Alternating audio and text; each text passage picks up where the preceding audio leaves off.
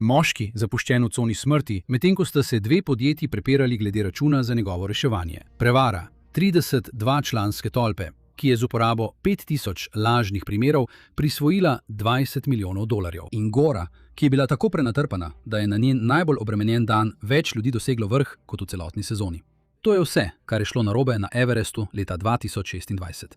Dobrodošli na skrajni rob, kjer je na kocki veliko, a nihče ni zgolj naslov. Zjutraj, 26. aprila 2026, je bilo 6 moških tik pred tem, da storijo nekaj, zaradi česar bi jih lahko aretirali, uvrstili na črno listo ali celo ubili. Tukaj so bili, ker se je 90 minut prej uradno sporočilo iz baznega tabora sporočilo, da je ledopad Khumbu, edina pot na Everest tisto sezono, zaprt. To bi moralo biti to. Ta moški je rekel ne. V bazni tabor je prišel naravnost iz bolniške postelje, potem ko se je poškodoval na drugi gori nekaj tednov prej in sploh še ni smel plezati. Ko pa je tistega jutra slišal, da je uradna varnostna ekipa odpovedala sezono, se z njimi preprosto ni strinjal. Zato je zbral šerpe, ki jim je zaupal, iz nekaj različnih podjetij in skupaj s poljskim smučarjem imenovanim Bartek Ziemski so imeli načrt, ki se je slišal naravnost nenavadno.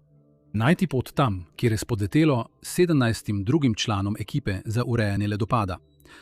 Toda tudi ko so se približali samemu vhodu v ledopad Khumbu, lahko so videli ogromno težavo tik nad seboj. Bil je to ogromen, visok, ledeni blok, velik kot večnadstropna stanovanjska stavba. Če bi se odlomil in bi bil kdo pod njim, bi bilo konec. Tako kot se je zgodilo leta 2014. Oblasti niso nameravale dovoliti, da bi se nesreča ponovila, zato so vse zaprli. Zato sta bila Mingma in ostali tukaj. Takoj so začeli z delom. Namesto, da bi slepo hodil pod led, je Bartek Ziemski vzel potrošniški dron in ga poslal, da je brnel skozi labirint razbitega ledu nad njimi in čez ledeni slap. Iskal je razpokol ledu, ki je ekipe na tleh, ki so hodile peš, preprosto niso mogle videti svojega položaja. In skozi dronovo visokoločljivo kamero so videli pot, ki se je ovijala okoli ledenega bloka, namesto da bi šli naravnost pod njim. Bila je daljša in zelo zahtevna, vendar je bila to pot, ki 6 mož ni postavila neposredno pod kos ledu v velikosti stanovanja. Zato so izbrali to pot. Naslednjih nekaj ur Mingma G in ostali so napeljali vrv za vrvjo, postavili lestev za lestvijo in se premikali čez eno najbolj nestabilnih tal na planetu. Vse to so počeli v senci prav tiste nevarnosti, ki je tisto jutro zaprla goro. Do 28. aprila so uradno razglasili pot do tabora 1 za odprto. Samovoljni poseg Mingme G-ja je v bistvu rešil celotno komercialno sezono, tako za nepalsko vlado kot za konkurenčne organizatorje odprav. Gora, ki naj bi bila zaprta še vsaj 10 dni, je bila ponovno odprta že v 2 dneh in 492 hvaležnih plezalcev s svojimi šerpami se je podalo na goro. In ja, prav ste slišali, 492. Če se vam to zdi noro, je to zato, ker to res je. In nenavado pri tem je, da razlog za to številko skoraj nima nobene zveze z Nepalom. Do tega bomo prišli čez trenutek. V nekaj dneh skoraj 500 plezalcev in šerp se je vzpenjalo na goro. In tam se je začela ta plezalna sezona Everesta 2026 razpadati. Ker čeprav sta Mingma G in njegova ekipa odprla pot, so bili plezalci že tedne v zaostanku, pa tudi niso mogli preveč hiteti, saj nihče ne prepleza Everesta v enem zamahu. Ti plezalci in njihovi šerpe so zdaj morali preživeti tedne aklimatizacije na gori, ki še nikoli ni gostila toliko ljudi. Vse je bilo napeto do skrajnosti. Vsi so poskušali nadoknaditi tedne, ki so jih že izgubili. Toda nenavadno je, da prva tragedija te everestovske sezone 2026 ni imela prav nobene zveze z Mingmajevo tvegano novo potjo. Pravzaprav se sploh ni zgodila na ledu, kajti 4.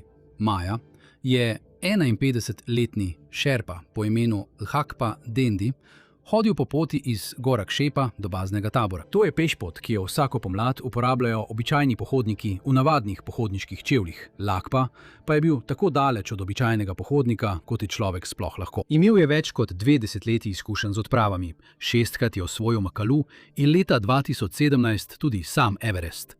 Za človeka s takšnim življenjepisom je bil to dolgočasen sprehod v službo, pa vendar je nekje na tej poti šlo nekaj strašno narobe. Nihče natančno ne ve, kaj se je zgodilo. Podjetje Seven Summit Tracks, za katerega je delal, je povedalo, da je Lakpa preprosto hodil, ko je izgubil zavest in se zgrudil. Vladni povezovalni časnik je dejal, da je preprosto zdrsnil. Policija še vedno preiskuje, kaj se je zgodilo, a ne glede na to, do kakšnih zaključkov bo ta preiskava prišla, kar se nikoli ne bo spremenilo, je to. Hakpa Dendi, moški, ki je preživel več kot 30 himalajskih odprav, je umrl še preden je sploh dosegel gor. Če je tragedija Lakpe pokazala, da blatne poti niso varne, je dogodek 6 dni kasneje pokazal, da tudi nižji tabori niso. Kajti medtem ko se je Everest še vedno pobiral, ta plezalec je 10. maja 2026 opravljal rutinsko aklimatizacijsko rotacijo. Vzpenjal se je skozi ledeni slap Khumbu, da bi dosegel tabor 1, nato pa se vrnil nazaj. Ime mu je bilo B.J. Gomire. In Everest mu ni bil tuj. Na vrhu Everesta je stal že 3-krat kot prvi predstavnik dalitske skupnosti iz Nepala, ki je dosegel vrh sveta. Vzpon je potekal natanko po načrtu, a ko je dosegel tabor 1, njegovo dihanje se je spremenilo. Prsni koš se mu je z vsako minuto bolj stiskal. Vsak vdih je bil krajši od prejšnjega, kot da bi nekdo počasi zapiral ventil in mu odrezal zrak. Potem je začel kašljati, rožnato, penasto tekočino. Njegova pljuča niso več dovajala kisika, polnila so se z vodo in njegovi soplezalci so vedeli, da gledajo visokogorski pljučni edem. Dali so mu kisik, poklicali pomoč po radiju in ga začeli spuščati. Ker pri visokogorskem pljučnem edemu edino pravo zdravljenje je bil spust. Nažalost je bila edina pot zgore nazaj skozi ledeni slap Khumbu, čez majave lestve, ozke razpoke in nestabilne ledene stolpe. Vsak previden korak tukaj je B.J. vzel čas, ki ga preprosto ni imel. Ko je prispel v bazni tabor, ga ni bilo več. B.J. je počel točno to, kar bi moral vsak plezalec na Everest narediti, preden poskusi osvojiti vrh. Toda v sezoni 2026, tudi če si naredil vse prav, to ni pomenilo, da se boš vrnil domov. In prvi so umirali tisti, ki so goro poznali najbolje. Kajti že naslednjo noč, 11. maja 2026, je ta 20-letni šerpa, Pura Jalje Šerpa, je po noči nosil tovor po Locejevi steni proti 3. taboru. To je nujno nevidno delo šerp, opravljeno takrat, ko je led trdno zamrznjen in je plezanje najbolj varno. Tako kot vsi ostali na poti, je tudi on premikal svojo varnostno sponko po fiksni vrvi. Ta vrv je bila vsakih nekaj 10 metrov pritrjena na goro, kar pa povzroča strašljiv mehanski problem. Kovinska sponka ne more zdrseti mimo teh vijakov, zato mora plezalec, ko pride do enega, odpeti svojo sponko z vrvi, jo premakniti mimo sidrišča in jo ponovno pripeti. To je rutinski manever, vendar to pomeni, da za nekaj sekund pri vsakem prenosu ni popolnoma nič, kar bi jih povezovalo z goro. Okoli 23. ure 11. maja 2026. Pura je dosegel eno od teh sidrišč in s težkim bremenom na hrbtu se je kot vedno odpel. Toda takrat, prav takrat, se je gora zlomila in dereze, ki jih je nosil, so izgubile oprijem. Ker ga ni imelo nič več zaustaviti, so njegovi soplezalci opazovali, kako je padel skoraj 400 metrov po pobočju Everesta. Ko so ga dosegli, je bil Purba, vnuk enega največjih šerp v zgodovini Everesta, že mrtev. To so 3 moški v 8 dneh in nobeden ni bil klient, ki je plačal za vzpon. Kolikor so bile te smrti tragične, največja težava sezone še sploh ni prišla, saj ves ta čas Everest sam ni hotel sodelovati. Pomlad v Nepalu naj bi bila suha, prašni viharji, naraščajoča vročina in občasna popoldanska nevihta so bili običajen vzorec v tem letnem času in vsi, vodnikov do kmetov, so načrtovali glede na to. Toda leta 2026 v Katmanduju so skoraj vsak dan te pomladi beležili dež in nevihte. Mesec za mesecem vremena, ki ga nihče ni načrtoval. Do konca maja je prestolnica že zabeležila skoraj 3-krat več padavin kot običajno, kot da vreme preprosto ni moglo odločiti, kaj želi. In za plezalce v bazi pod Everestom so bile to grozne novice, ker nihče ne osvoji Everesta, kadar se mu zahoče. Vsako pomlad naj bi bil kratek čas, ko se tok orkanskih vetrov, ki običajno piha prav na vrhu, za kratek čas umakne. To kratko obdobje imenujemo vremensko okno in vsaka pomladanska odprava v zadnjih 40 letih je bila načrtovana tako, da bi plezali v tem času. Toda maj 2026 je bil drugačen. Vetri so preprosto ostali nad vrhom in niso kazali nobenih znakov, da bi popustili, medtem ko je skoraj 500 plezalcev in njihovih šerp čakalo, izgubljalo denar, kisik in potrpljenje. Na srečo se je vreme končno izboljšalo v 3. tednu maja. Skoraj vsak plezalec na gori je po tednih čakanja naenkrat planil navzgor. Zdaj ali nikoli in v tem divjem, kaotičnem pohodu je moralo nekaj iti narobe. In 20. maja 2026 se je res nekaj zgodilo. Tistega jutra je namreč 274 ljudi doseglo vrh Everesta. Pomislite na to za trenutek. 274 ljudi. Večino zgodovine plezanja na Everest toliko ljudi ni osvojilo vrha v celotni sezoni. Stari rekord je bil 223, postavljen leta 2019. Ja, tisto leto, ko je ves svet videl tisto fotografijo. Tisto, ki je bila v večernih novicah na vseh celinah in zaradi katere so se ljudje, ki nikoli niso stopili na goro, spraševali, v kaj se je Everest sploh spremenil. Tista sezona naj bi bila trenutek, ko bi postavili omejitev za dovoljenje za vzpon. Očitno ni bilo tako. Pravzaprav je že naslednji dan na vrh prišlo še 154 plezalcev. To pomeni, da je v 48 urah na vrhu sveta stalo 400 ljudi. Če si turistični uradnik v Katmanduju, so te številke, zlata vredne. Rekordno število vzponov pomeni rekordne prihodke. Cela sezona je bila tako ali tako komercialni uspeh, vse odkar je Kitajska brez opozorila zaprla tibetansko stran in Nepal je lahko prodal 492 dovoljenj po neverjetnih $15,000 na plezalca. Toda število vzponov pove le, kdo je prišel gor, nič pa o tem, kdo se je vrnil dol. In prav pri sestopu Everest pobira svoje žrtve. Takrat so plezalci izčrpani, a hkrati občutijo dosežek.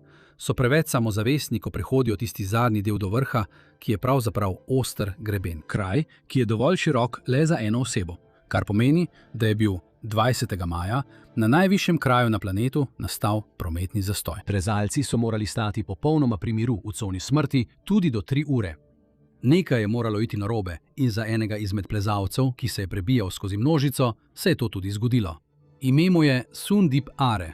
Bil je strokovnjak za tehnologijo iz Phoenixa v Arizoni. Večkrat je prehodil Grand Canyon rim to rim in leta 2024 osvojil Kilimandžaro. Prejšnje leto je celo prehodil pot do baznega tabora Everesta prav zato, da bi svoje telo naučil prilagoditi se tukajšnjim razmeram. Njegovo lastno podjetje za odprave, Boots and Crampons, ga je označilo za enega najmočnejših plezalcev v njihovi skupini in okoli 11 ure do poldne. 20. maja se je ves ta trud obrestoval. Sandip je končno stal na vrhu Everesta. Vsa ta leta priprav, tedni čakanja na vetru, ure v tej brutalni vrsti so se končno obrestovale. Tako je, ko je stal na vrhu sveta, naredil to, kar si je vedno želel. Vzeve svoje zastave, se pripravil na fotografije in snel očala. Na morski gladini to ni nič posebnega. Na 8848 metrih je to usodno. Tam zgoraj je ozračje tako redko, da skoraj nič ne filtrira sončnega ultravijoličnega sevanja. Tako so vsi ti UV žarki odbili od bleščeče belega snega naravnost v njegove nezaščitene oči. Sandip je posnel svoje fotografije, nataknil si je očala in začel se stopati. Počutil se je dobro. Škoda je bila že narejena, a tega ni mogel vedeti. Po uri ali 2 sestopa so ga začele peči oči. Nato so ga začele žgati. Potem je svet postal bel, nato pa je vse postalo temno. Nekje nad taborom 4, na približno 8200 metrih, Sundip, eden najmočnejših plezalcev v svoji skupini, ni mogel več odpreti oči brez bolečine, ki mu je pretresla celo telo. Bil je slep v coni smrti in je stal pri miru. In že veste, koliko stane, če tam zgoraj obstaneš. Dlje, kot je bil ujet na tej višini, bolj se je njegovo telo sesedalo, dokler izpostavljenost ni sprožila še nečesa hujšega, višinskega možganskega edema. Tekočina se je nabirala v njegovih možganih in jih pritiskala ob lobanjo. Moški je bil zdaj hkrati slep in umiral. Ko je novica prišla do njegove ekipe, so storili vse, kar so lahko. 5 šerp vodnikov se je prebijalo skozi množico, ki se je spuščala in ga prestreglo blizu južnega vrha, nato pa je sledilo eno najbolj bolečih reševanj v celotni sezoni. S 5 možmi, ki so popolnoma slepega plezalca vodili po tehnično najzahtevnejšem terenu na gori in skušali priti mimo 492 plezalcev. Spuščali so ga čez skalne stopnje. Eden za drugim, pri tem pa so porabljali svoj kisik v istem ozkem grlu, ki je pravkar zlomilo njihovega klienta. 48 ur so vztrajali ob njem in niso odnehali. Uspelo jim je. Fizično so slepega, umirajočega človeka spravili iz smrtne cone do tabora 2. Po radiju so sporočili z veseljem v glasu: "Uspelo nam je, čudežna evakuacija, kajti na Everestu ne moreš prehiteti časa." Ko je skoraj 500 plezalcev natlačenih v eno samo vremensko okno, pomeni reševanje boj proti trdni steni človeških teles. Škoda zaradi tistih dodatnih ur v smrtni coni je bila že narejena in nobeno reševanje tega ni moglo popraviti. 2 dni kasneje, 22. maja, je Sundip umrl v taboru 2. Ne zato, ker bi bil šibek ali ker bi ga njegova ekipa pustila na cedilu. Umrl je zato, ker so morali njegovi šerpe vsakič, ko so morali stati pri miru in čakati, da minejo ducate drugih plezalcev, stati pri miru, se je njegov možgan še malo bolj napihnil. Ogromno število ljudi na tem grebenu mu je dobesedno vzelo čas. To je bil Everest leta 2026. In medtem ko je Sundip v taboru 2 izdihoval zadnje dihe, ista množica ljudi je odštevala čas še enemu moškemu, ujetemu višje na gori. In ta dva nista bila tujca. Bila sta stranki istega podjetja. Delila sta isti bazni tabor, jedla v istem jedilnem šotoru, čakala istih 19 vetrovnih dni. Skoraj zagotovo sta si zaželela srečo pred vzponom na vrh. Njegovo ime je bilo Arun Kumar Tiwari in njegova zgodovina z Everestom je bolj zapletena. Arun je bil na tej isti gori leto prej, leta 2025. Plezal je do tabora 3, na približno 7200 metrih. Čutil, da si njegovo telo prepočasi opomore, pošteno ocenil svoj tempo in se obrnil nazaj. To je najtežja odločitev v alpinizmu, tista, ki je zaradi vročice vrha nočejo sprejeti in jih to ubije. Arun jo je sprejel. Domov se je vrnil živ. Ko se je leta 2026 vrnil, Arun je bil star 53 let in je gledal v svoj zadnji realni poskus osvojitve vrha. Ko je 21. maja začel svoj vzpon, Arun je bil odločen, da pride na vrh, tudi če ga to stane vsega. In Arun Kumar Tiwari je končno dosegel vrh Mount Everesta. Vendar je bilo okoli 17:30 popoldne. In poznate skoraj železno pravilo dneva vzpona. Če nisi na vrhu do 13. ure, morda do 14. ure, v skrajnem primeru, se moraš obrniti nazaj. Arun se je odločil nadaljevati in čeprav je bila to drzna odločitev, ga je stala vsega. Ker je med sestopom v temi po več kot 16 urah vzpona Arunovo telo končno odpovedalo na višini 28.700 čevljev. Začel je bruhati kri, tako kot je BJ Gomery storil precej nižje na gori 11 dni prej. Njegov šerpa in še 3 vodniki so se trudili, da bi ga obdržali budnega, a ni šlo. Arun Kumar Tiwari je umrl v snegu ob Hillarjevem skoku. Čeprav se sliši kruto, sta bila Arun in Sundip v resnici srečneža. Njuno odpravno podjetje je storilo vse, kar je lahko, da bi jo rešili, ko sta zašla v težave. Toda leta 2026, v kaosu istega spusta, so druga podjetja gledala svoje umirajoče stranke in se odločala, da so to problem nekoga drugega. Na isti dan, 20. maja, plezalec z imenom Ajaypal Singh Dholiwala je stal na vrhu Mount Everesta. Ajaypal je bil kanadski pandžabski plezalec, ki je prišel na goro v okviru vodene odprave s podjetjem, kateremu je plačal več $10,000, da mu zagotovijo usposobljeno ekipo, ki bi spremljala njegov kisik, tempo in ga varno pripeljala domov. Zanj je bil ta vrh krona njegovega dosežka, ki naj bi si ga prislužil skozi enako brutalne tedne čakanja in enake 3-urne vrste kot vsi ostali na tem grebenu. In potem, nekje na poti navzdol, v kaosu najbolj množičnega spusta v zgodovini Everesta, se je Ajaypal ločil od svoje vodene skupine. Stotine plezalcev so v počasni koloni hodili mimo. Vsak izmed njih je bil ujet v svoj zasebni boj za preživetje in Ajaypal je blodil med njimi sam in brez kisika. Moški, ki ga je našel, je bil Mingma Tenzing Sherpa. Bil je eden najbolj spoštovanih vodnikov na gori in je delal za povsem drugo podjetje, imenovano Elite Expat. Toda nekje v temi je opazil eno samo čeno svetilko, ki se ni premikala z vrsto. Šel je do nje in našel Ajaypala na pol pri zavesti, brez kisika, ki je umiral na nogah. In čeprav je moral svoje stranke spraviti dol, je Mingma Tenzing vzel svoj kisik, ga delil z moškim, ki ga še nikoli ni srečal, in ga fizično zvlekel do 4. tabora. To bi moral biti konec zgodbe. Razen da naj bi njegovo lastno odpravno podjetje v 4. taboru ni hotelo prevzeti odgovornosti zanj. Podjetje, ki mu je plačal več $10,000, ni hotelo sprejeti svojega lastnega klienta nazaj.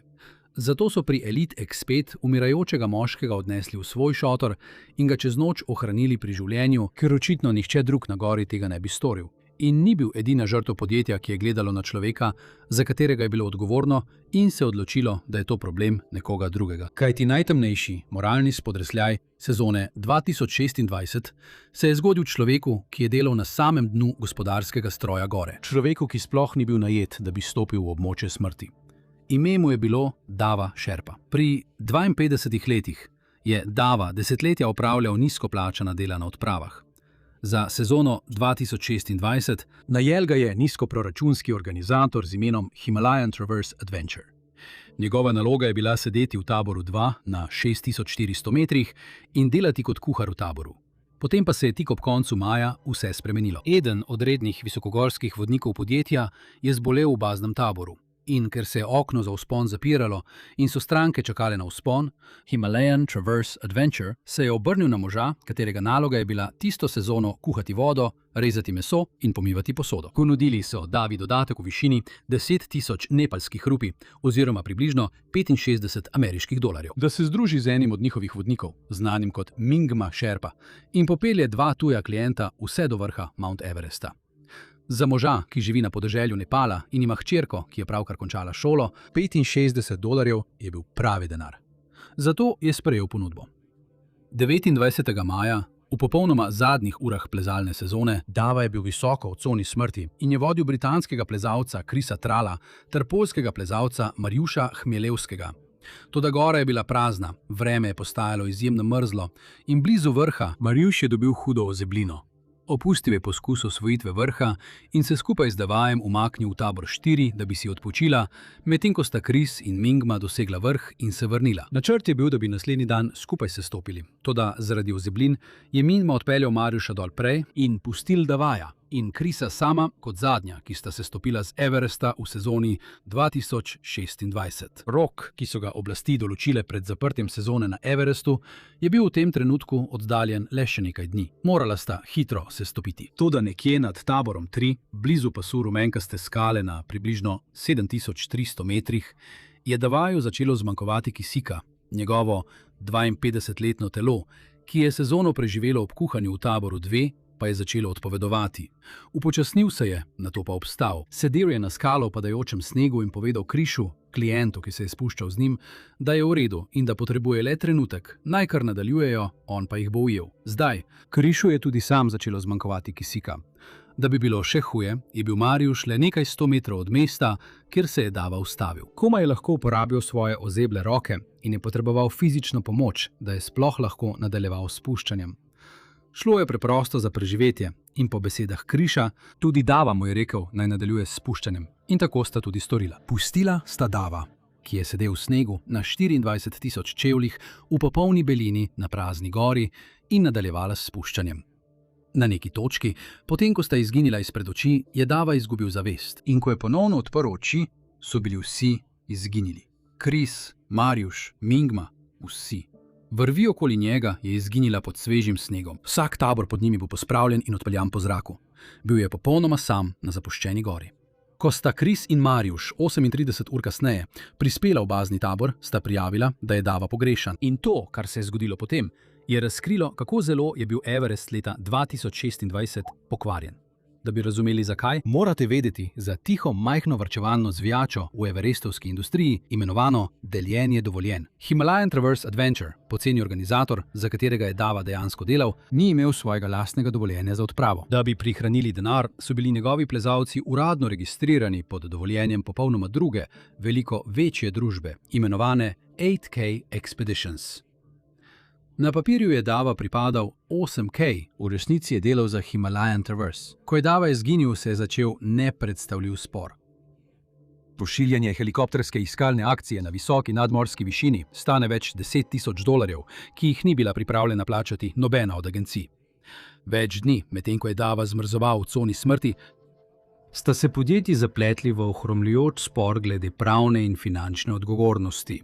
V Katmanduju je Davajeva žena, Damu, in njuna hči sta bila uradno obveščena, da je mrtev. Njegova družina je že začela izvajati tradicionalne budistične pogrebne obrede. Medtem Dava je preživljal nočno moro, ki kljubuje človeški biologiji. Sam nad 7000 metri, brez hrane, brez vode in brez kisika, začel se je vleči po gori navzdol. Naslednjih nekaj dni je preživel tako, da je za hidracijo žvečil trd ledeniški led in jedel sladkarije, ki jih je našel v žepih. Ko je prispel do nižjih taborov, je bilo sezonsko plezalno okno že povsem zaprto, specialisti za ledeni slap pa so skoraj že končali z odstranjevanjem lestev in vrvi skozi ledeni slap Khumbu. Medtem ko se je prebijal skozi taleči se ledenik, je Dava zdrsnil in padel naravnost v globoko, zamrznjeno razpoko. V tej ledeni groblici je ostal ujet kar 2 dni, čakal je na smrt. In to bi bil njegov konec, če ne bi po razpoki, v kateri je bil, zagrmela manjša snežna plazovina, ki ga namesto, da bi ga zdrobila, ostanki plazu ustvarili grobo rampo, po kateri se je lahko izpraskal iz ledu. Zjutraj, 4. junija, 6 dni potem, ko so ga že imeli za mrtvega, ekipa za čiščenje odpadkov, ki je delala na vznožju ledenika Khumbu, je zagledala Dao v njegovem svetlo-modrem zavitku, kako drsi in leze čez taleči se led. Izgubil je svoje čevlje, utrpel je hude ozebline na rokah in si zlomil nogo, a bil je živ. Davovo preživetje so poimenovali čudež Everesta. Zame je to dokaz, kako zavožena je ta gora. Zavrnitev pošiljanja helikopterja umirajočemu človeku zaradi spora glede plačila postane še bolj ogabna, ko ugotoviš, da so helikopterji na Everestu na skrivaj ustvarjali milijone dolarjev za reševanja, ki se v resnici nikoli niso zgodila. Ker je že dolgo, preden je Dava zmrzoval v razpoki, osrednji preiskovalni urad Nepala vložil kazenske ovadbe proti 32 ljudem, vključno z direktorji helikopterskih podjetij, bolnišničnimi zdravniki in organizatorji trekingov. Potem, ko so razkrili eno največjih turističnih prevar v zgodovini države. Prevara je bila preprosta. Organizatorji trekingov bi zaigrali ali močno pretiravali z medicinskimi nujnimi primeri med tujimi strankami. Helikopter bi bil poslan pod pretvezo nujne evakuacije, od katere je odvisno življenje, in strankini, potovalni zavarovalnici, bi zaračunali $10,000 za polete, ki so bili v mnogih primerih nič drugega kot drage taksi vožnje. Skoraj $20 milijonov je bilo iztrganih s pomočjo lažnih reševanj s helikopterjem. Ko pa je resnično nepalski plezalec dejansko umiral na sami gori, več dni niso mogli dobiti niti enega helikopterja, ki bi sploh poletel, ker nihče ni hotel plačati zanj. In helikopterji niso bili edina letalska mreža ujeta v to norost. Tudi resnični preboji, ki rešujejo življenja, niso mogli uiti pokvarjeni naravi te sezone. Naj razložim. Zadnjih nekaj sezon nepalsko podjetje imenovano Airlift Technology tiho izvaja eno najboljših idej, ki jih je Everest videl v zadnjih desetletjih.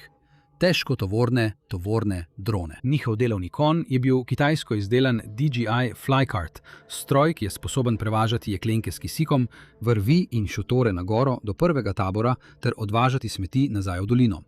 Vsak tovor, ki ga odnese dron, je tovor, ki ga ne nosi šerpa. Za leto 2026 je Airlift želel razširiti dejavnost in poleg kitajskega drona so zaprosili za testiranje profesionalnega težkotovornega drona ameriškega proizvajalca Freefly. Ameriško veleposlaništvo je poslalo posebnega odposlanca v bazni tabor Everesta, da je osebno predstavil ameriškega drona. Za nekatere je bil to zgolj promocijski dogodek, za druge pa je to pomenilo razkazovanje ameriške tehnologije v senci gore, tik ob kitajski meji. Peking ni bil navdušen. In 30. aprila, prav na začetku najbolj intenzivnega obdobja prenašanja tovora v sezoni, nepalsko notranje ministrstvo je nenadoma preklicalo obstoječe dovoljenje za kitajski dron in hkrati zavrnilo prošnjo za ameriški dron. Uradni razlog je bil nejasen, varnostni pomisleki, ki zahteva širše posvetovanje.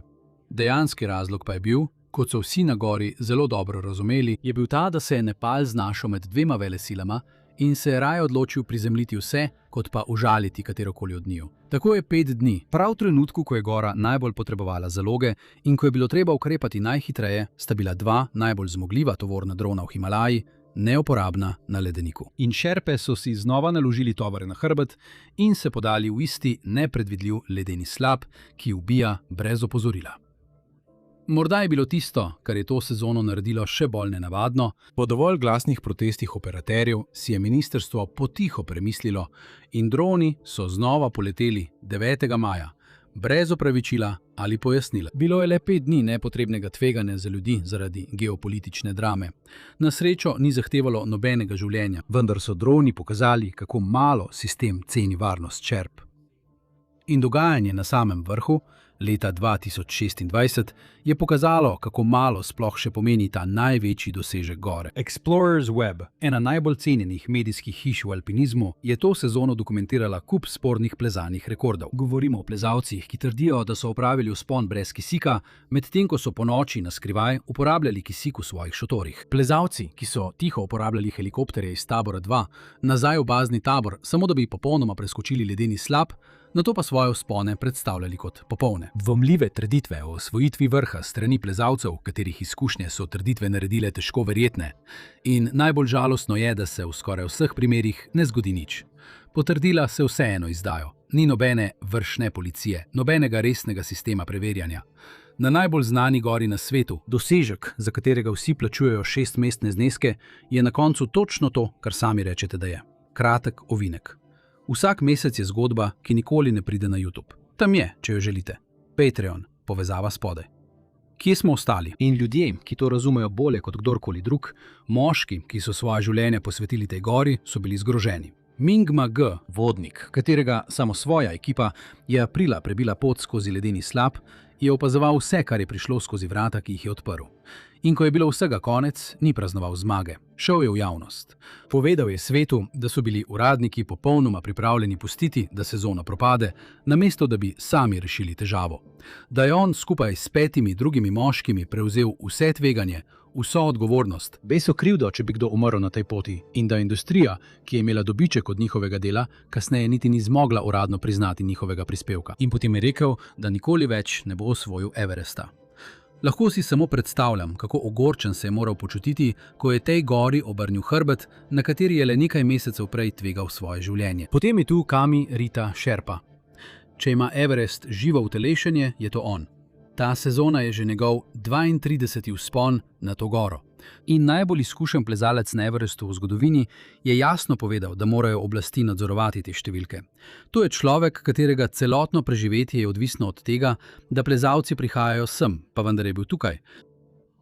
Javno prosil vlado, naj proda manj dovoljenj. In iskreno, ko pogledaš, kaj je ostalo na koncu te sezone, je težko temu oporekati. Poglejte si ta posnetek. To je južno sedlo na 7900 metrih. Vidite tiste raztrgane šotore, ki plapolajo na ogrodih in stotine praznih jeklenk s kisikom. Če približate, je še huje. Jeklene posode, ostanki hrane, človeški iztrebki, na gori, ki jo mnogi častijo in imajo za sveto. Na papirju obstajajo pravila proti temu, pravzaprav stroga pravila. Vsak plezalec naj bi prinesel dol 4,5 kg odpadkov ali pa izgubi. $4000 kavcije za smeti, ki jo zasežejo, če ne upoštevajo pravil. Sliši se resno, vendar je za stranko, ki plača $70,000, kavcija $4000 nič. Kavcija je izgubljena, smeti ostanejo in vsi gredo domov, najvišje mesto na zemlji pa ostane.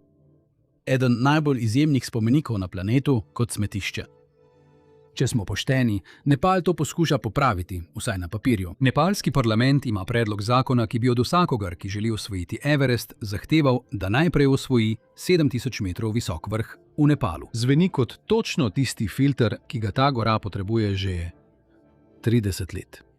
Še ni zakon, vendar je že prestal eno od 2 nepalskih zbornic. Nihče ne ve, koliko časa bo trajalo, da bo začel veljati. Toda tudi, če bi bil sprejet točno tako, kot je napisan, in bi vsak prihodnji plezalec Everesta prišel na Everest s potrdilom o vzponu na 7000 metrov, skoraj nikogar v tem videu ne bi rešil. Potrdilo ne bi vplivalo na deljenje dovoljenj in na luknje v pravilih, ki omogočajo, da se 2 podjetji 5 dni prepirata glede umirajočega človeka.